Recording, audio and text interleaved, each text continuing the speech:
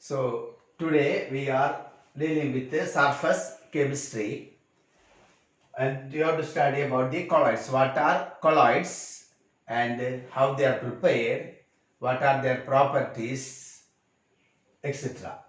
So colloids are heterogeneous mixtures in which one substance is dispersed in another substance. The substance that is dispersed is called dispersed phase.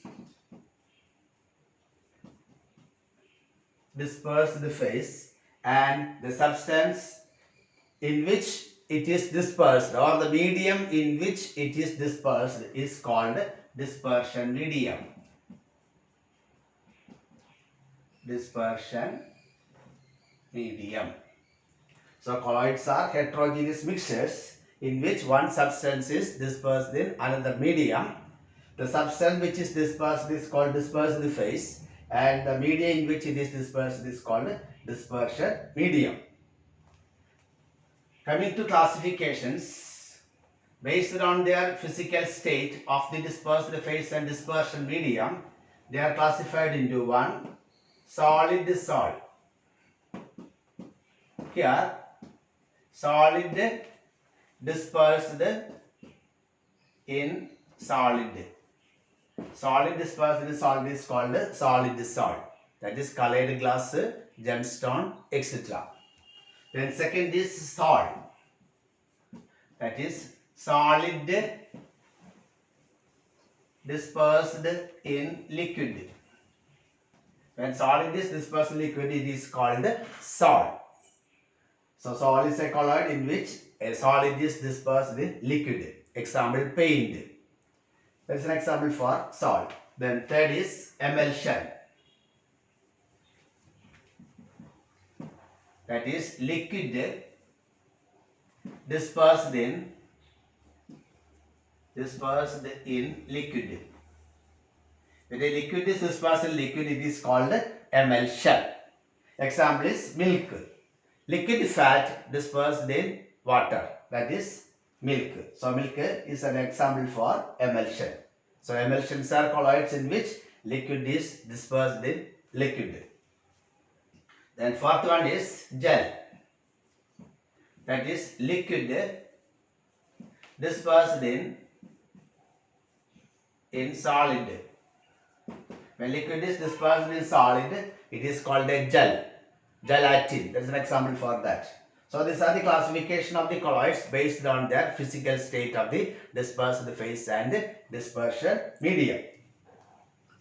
Then second classification is based on the interaction between the dispersed phase and dispersion medium. Next classification is based on the interaction between the dispersed phase and dispersion medium. So based on the interaction between the dispersed phase and dispersion medium, the colloids are classified into two types. One, lyophilic colloids, and two, lyophobic colloids. Based on the interaction between the dispersed phase and dispersion medium, these colloids are classified into two, dispersed, that is lyophilic colloids and lyophobic colloids. So first you have to study about the lyophilic colloids. What are lyophilic colloids and what are its properties? These lyophilic colloids, they have great interaction between the dispersed phase and dispersion medium. So since they have great interactions, they can be easily prepared. These colloids they are stable, they can be easily prepared, they will not undergo easily coagulation. That is lyophilic colloids. Stable, can be easily prepared, and they will not undergo easily coagulation. Example, starch salt. When you dissolve starch in water, you get a colloid of starch, and that is a lyophilic colloid that have great interaction between the dispersed phase and dispersion medium. They are stable and they will not undergo easily coagulation. Then second one is lyophobic colloids. In lyophobic colloids, they have no interaction between. The interaction between the dispersed phase and dispersion medium is very little. So it is difficult to prepare these lyophobic colloids, and they easily undergo coagulation. They are unstable. So lyophobic colloids cannot be prepared easily. They are unstable. They will easily undergo coagulation. So they are called lyophobic colloid. That is metal salts. They are example for lyophobic colloids. So this is a classification based on the interaction between the dispersed phase and dispersion medium. So next classification is based on the size of the particles. They are classified. One is multimolecular colloids.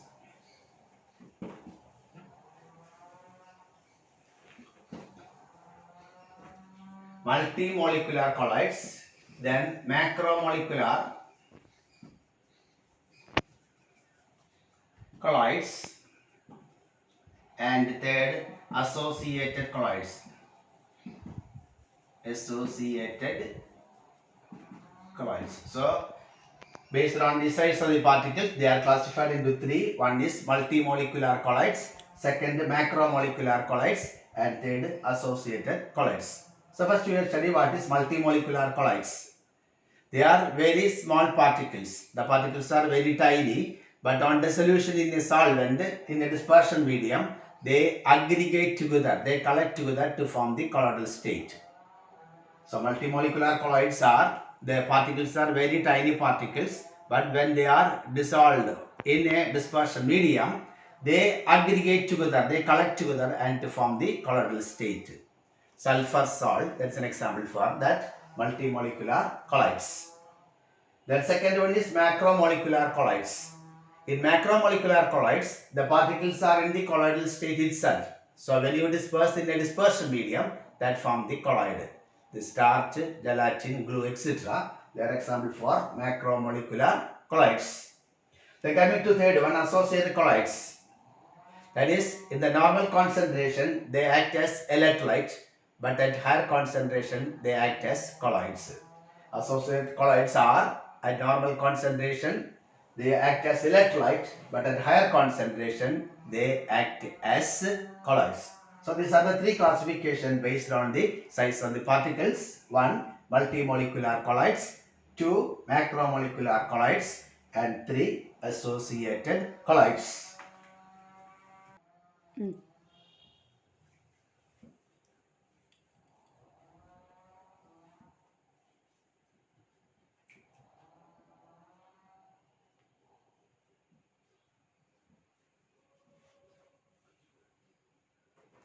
So this is coming to the preparation of the colloids. Preparation.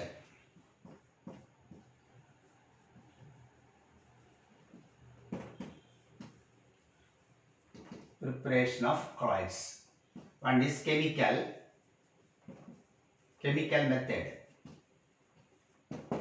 Chemical method. You can prepare arsenious sulfide salt by passing hydrogen sulfide through arsenious oxide.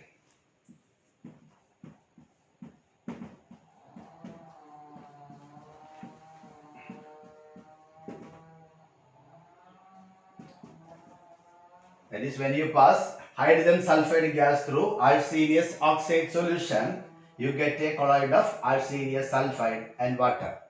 That is a chemical method 1. Then second is, when you add ferric chloride to boiling water, it gives ferric hydroxide salt. Ferric chloride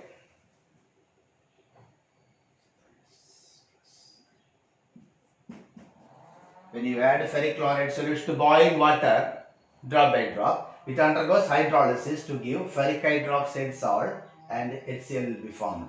So these are the chemical method for preparation of the colloids. Here, when you passing hydrogen sulfide gas through arsenious oxide solution, you get arsenious sulfide. Second is, when you add ferric chloride solution to boiling water, you get ferric hydroxide salt. Then second method of preparation is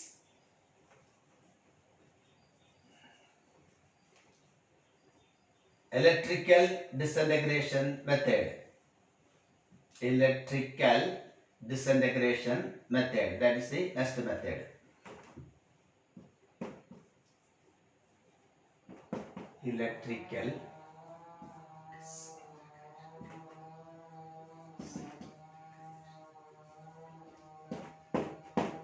disintegration method. This is called the Bradix arc method. Bradix arc method. Here both the dispersion method as well as the condensation method are taking place. So in Bradix arc method, you are taking the dispersion medium in which two electrodes of the metal are immersed, which are connected with a high voltage.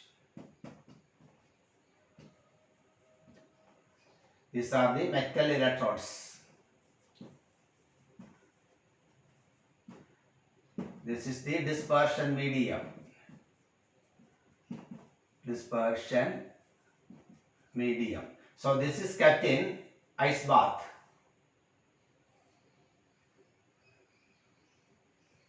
So this is kept in ice bath.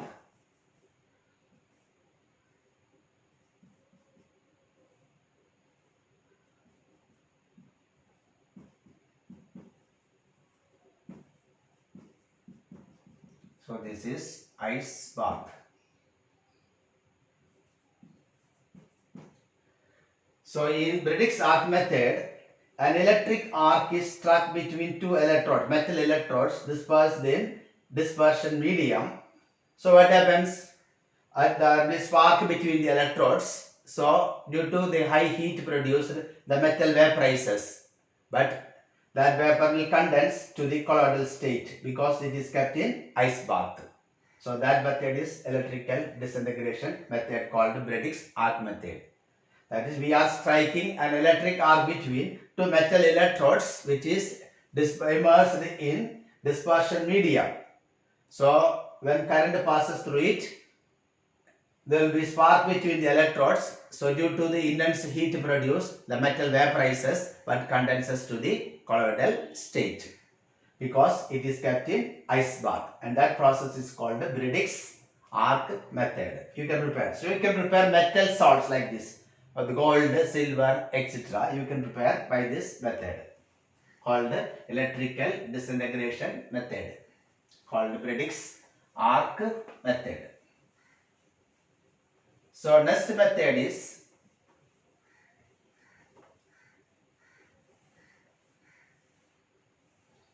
peptization.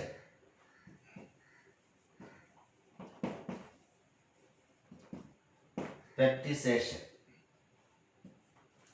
That is, you can convert a precipitate into colloid by this process called the peptization. By peptization, you can convert a precipitate into colloid. How? The precipitate is dispersed in a suitable dispersion medium and you shake it. So, peptization is a process of converting a precipitate into colloid. By shaking the precipitate with a dispersion medium, you can convert the precipitate into colloid. Then you have to add some electrolyte to stabilize it. So, that process is called peptization process. So, these are the various methods for the preparation of the colloids. Then coming to purification.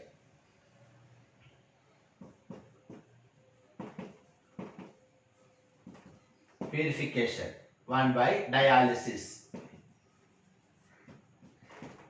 Dialysis is a process used for the purification of colloids.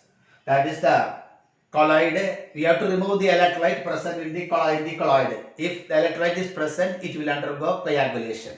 So during dialysis, we are taking the colloid in a parchment membrane which is kept in a stream of water. So the electrolyte present in it will diffuse through the membrane and you get pure colloid. And the rate of diffusion can be increased by using by applying electrical potential, then it is called electrodialysis. So dialysis is a method of purification of colloid. We are taking this colloid in a parchment membrane and that is kept in a stream of water. When water flows, here the electrolyte present in the colloid will diffuse through this membrane and you will get colloid in the pure form. To increase this rate of diffusion, we can apply electric potential, then it is called electrodialysis. That is one method of purification of colloid. Then another method of purification of colloid is by use ultrafiltration.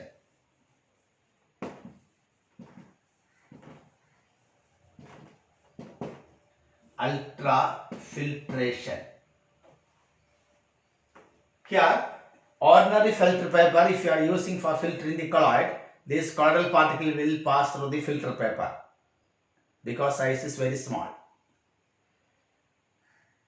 So we have to use a particular filter paper called ultra filter paper. If you are using ultra filter paper for filtration, you can separate the electrolyte and we will get pure colloid by ultra filtration using a ultra filter paper.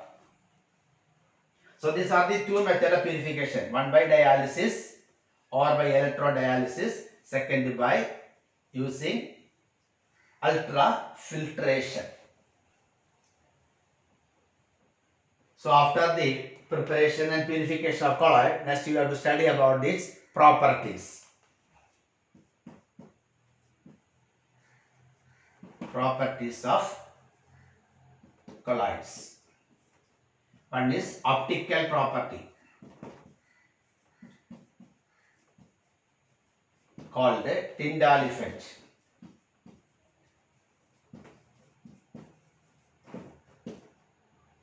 First property is optical property, that is optical property is called a Tyndall effect. So what is Tyndall effect? That is when you pass a beam of light through your place, you are taking some colloidal solution here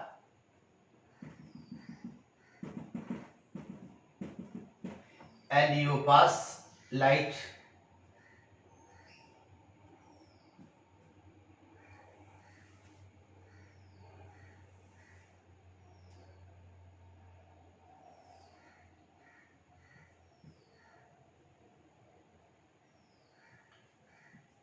that is this is a colloid.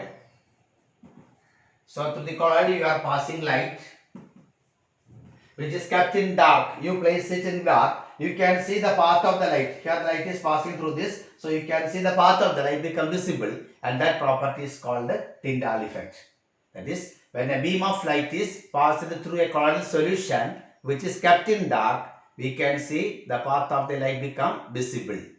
Why? This is due to the scattering of light by the colloidal particles. When light passes through it, the colloidal particle will scatter the light, so you can illuminate, you can see the illumination of the light passing through the solution, and that property is called Tyndall effect. So by using this Tyndall effect, we can distinguish the given solution is a colloid or a true solution. True solution will not show this optical property. So it's a method for distinguishing a colloidal solution from true solution by Tyndall effect.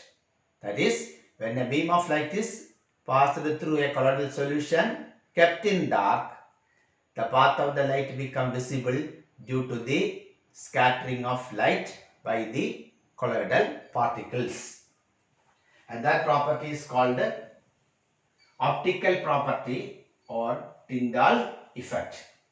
Now second property is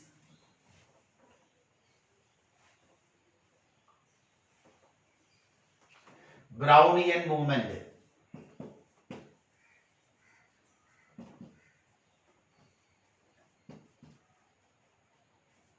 Brownian movement. A scientist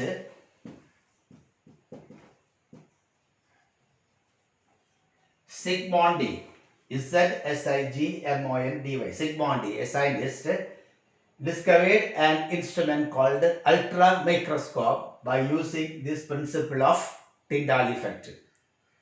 Zsigmondy formulated or discovered an instrument called ultra microscope by using the principle of Tyndall effect. So when A colloidal solution is observed through an ultramicroscope. When a colloidal solution is observed through an ultramicroscope, we can see the colloidal particles are in a zigzag manner movement. So that movement is called Brownian movement. These particles are always moving in different directions. That is when a colloidal solution is observed through an ultramicroscope, which is kept at right angles, we can see the colloidal particles are always moving in a zigzag manner. Zigzag manner, that is irregular manner, and that is called Brownian movement. Now, what is the reason for this Brownian movement?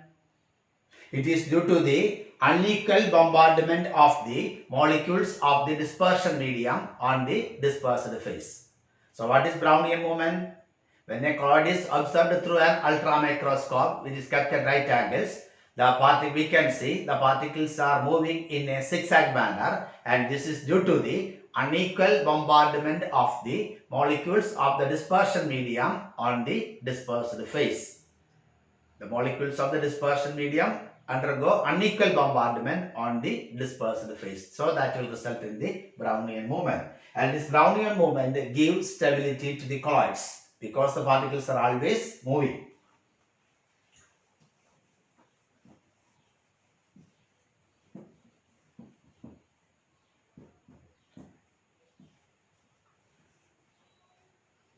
So third property of colloid is electrical property.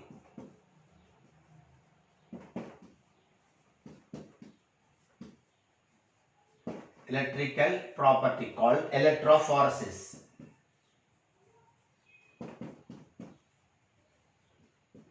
Electrophoresis.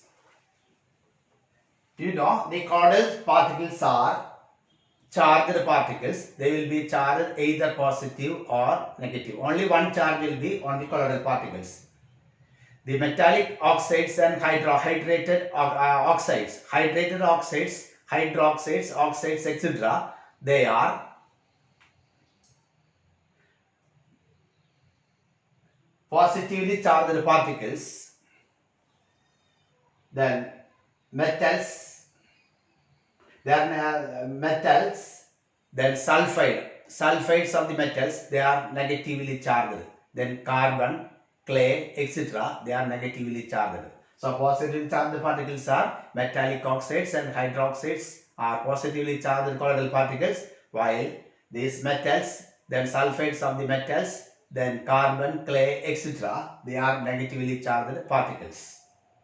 So when you take in a U-tube some colloid and you apply electric field.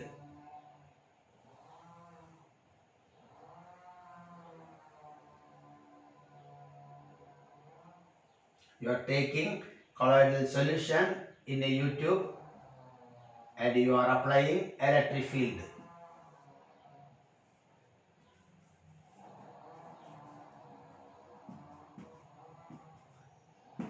So this contain the colloidal particles are taken here. Colloidal solution is taken in the U-tube and you are applying high potential, high voltage, an electric field.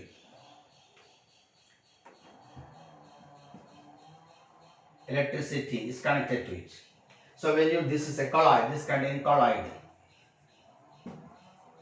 So when you are applying an electric field on a colloidal solution, the colloidal particles will move either to the cathode or to the anode depending upon the charge on the colloidal particles, and that property is called electrophoresis. So electrophoresis, what is electrophoresis?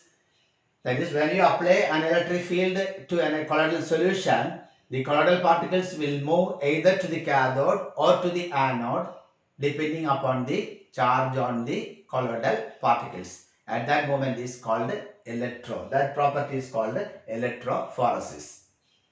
And if you are applying, you are placing a porous partition here. If you place a porous partition here,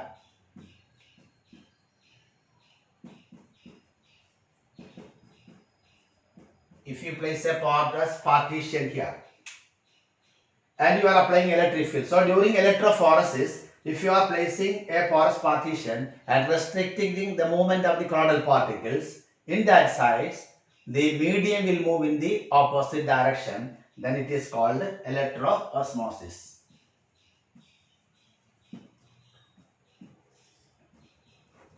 So what is electroosmosis? During electrophoresis, if the movement of the colloidal particle is restricted by placing a porous partition, then the medium will move in the opposite direction, and that property is called electrophoresis. So these are the three main properties of colloidal particles. One is optical property called Tyndall effect, second mechanical property called Brownian movement, and third is electrical properties called electrophoresis and electroosmosis.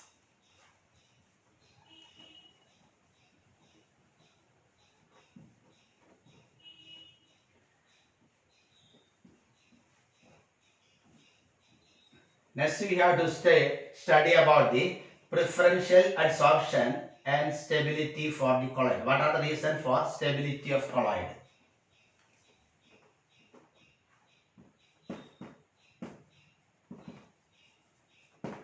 Stability of colloids. A colloid is stable because of two reasons. One is Brownian movement.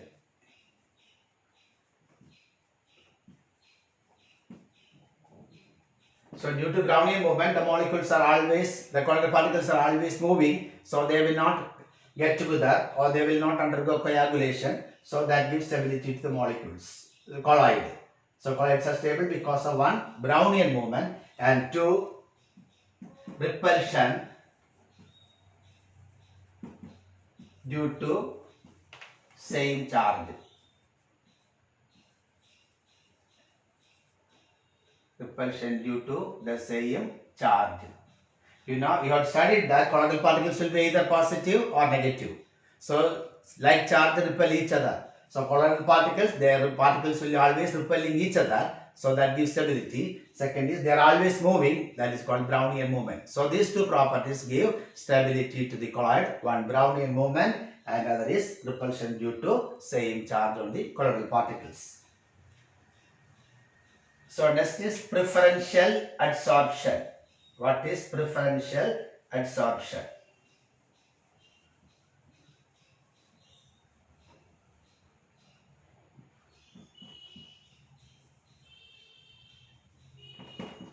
Preferential adsorption.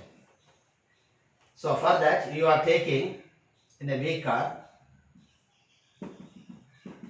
some potassium iodide solution and you are adding silver nitrate solution to it. In a beaker you are taking, the first case you are taking potassium iodide in a beaker and you are adding silver nitrate to that solution. And the second case,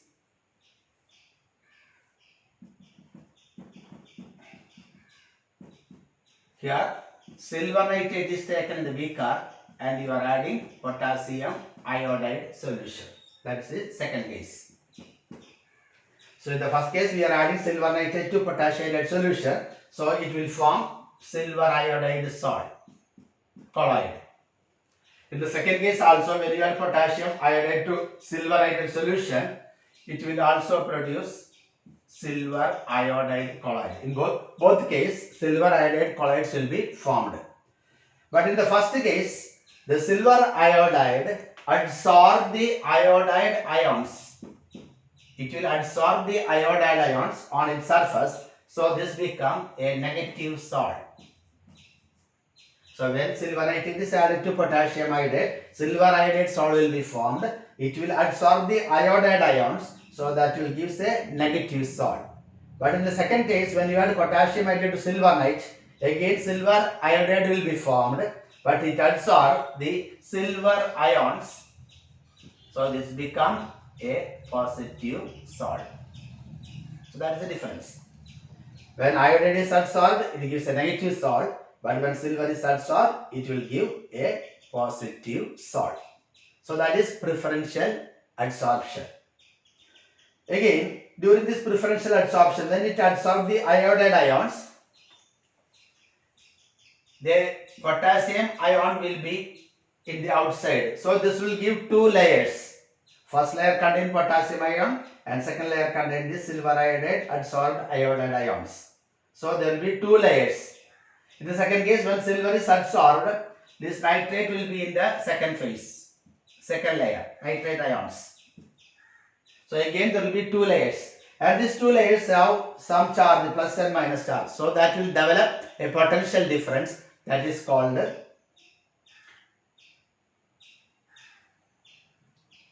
it will provide the electrokinetic potential.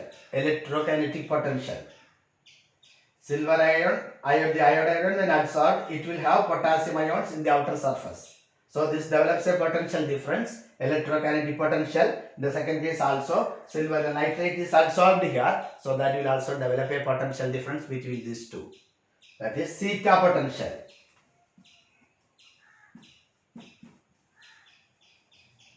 Theta potential or potential, electrokinetic potential. That is because of the double layer.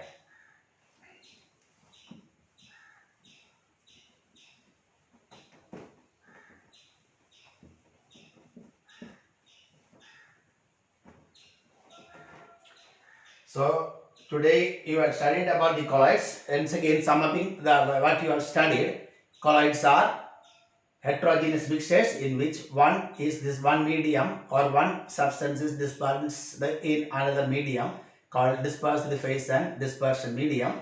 Then classification based on the phase of the dispersed phase and dispersion medium, they are classified into different: solid is solid dispersed is solid dispersed is liquid, then emulsion, liquid dispersed is liquid, and this gel, liquid dispersed in solid. Then coming to preparation of colloids, you had studied chemical method. Arsenious sulfide can be prepared by passing hydrogen sulfide through arsenious oxide, and ferric hydroxide salt can be prepared by adding ferric chloride solution through boiling water. The next method is electrical disintegration method. So during electric, that is called Bredik's arc method. By striking an electric arc between two metal electrodes immersed in the dispersion medium, so due to the intense heat, metal vaporizes but condenses to the colloidal state. So you can prepare the metal salts of gold, silver, etc. by this Bredik's arc method. Then next method is by peptization. That is a process of converting a precipitate into colloid by shaking it with a dispersion medium. You can convert a precipitate into colloid. Then coming to properties of colloids. The properties of colloids, one is Tyndall effect. That is when a beam of light is passed through a colloidal solution, we can see the path of the light become visible. So the solution should be kept in dark. So when a beam of light is passed through a colloidal solution which is kept in dark, the path of the light become visible. It is due to the scattering of light by the dispersed particles of the dispersion medium. That is Tyndall effect. When you observe a colloid through an ultramicroscope, we can see the particles are always moving in a zigzag manner, and that movement is called Brownian movement. Third is electrical property. That is when a colloid is, when applying electric field to a colloid, these colloidal particles will move either to the cathode or to the anode depending upon the charge on the colloidal particles. So that is called electrophoresis. And if the movement of the colloidal particle is restricted by placing a porous partition, the medium will move in the opposite direction. Then it is called electroosmosis. So these are the properties of the colloids. So next time you have to study is what is coagulation.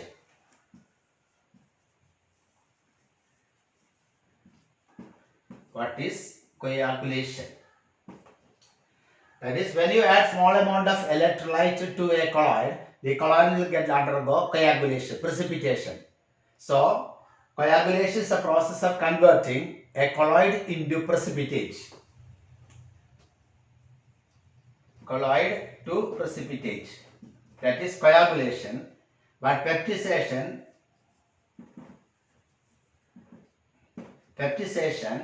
precipitate can be converted into colloid. So they are reverse process. The coagulation and peptization are reverse process. Why? Coagulation is the process of converting a colloid into precipitate, and peptization is the process of converting a precipitate into colloid. So coagulation means when you add small amount of, it's the process of converting a colloid into precipitate by the addition of electrolyte. When you add small amount of electrolyte, this colloid will get converted into a precipitate, and that process is called coagulation. You have to study a rule connecting with this coagulation called Hardy-Schultz rule.